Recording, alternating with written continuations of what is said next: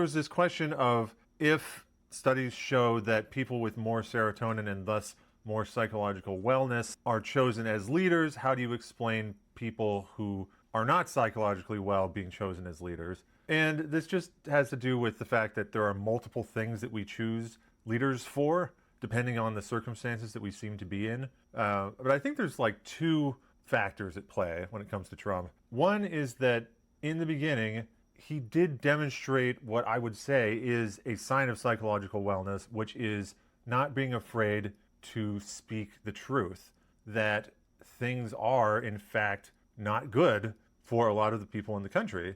And those people had been ignored, and politicians had not wanted to talk about the fact that jobs had been shipped overseas because those politicians get paid by the same people who shipped those jobs overseas.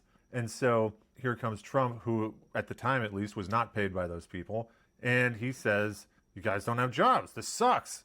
Like, this is wrong. And people are like, oh my God, he's saying it. That's crazy. And then, of course, he says a lot of other stuff and points the fingers in the wrong direction.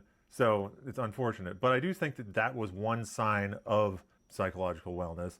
The other thing is that when humans and apes perceive a crisis, they choose leaders who they believe will fight. And those leaders can be all sorts of deranged.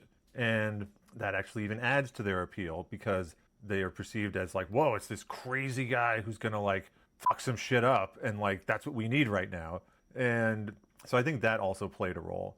And Mamdani in particular, I think is different because he is also not paid by the people who don't want you talking about the fact that it's not left versus right, it's top versus bottom. The other thing that people choose leaders on is, are they offering a solution that other leaders who are not solving the problem are not offering? And I think that Mamdani is in all of the socialist kind of stuff, because for the longest time it's been like, rah, rah, capitalism is so great.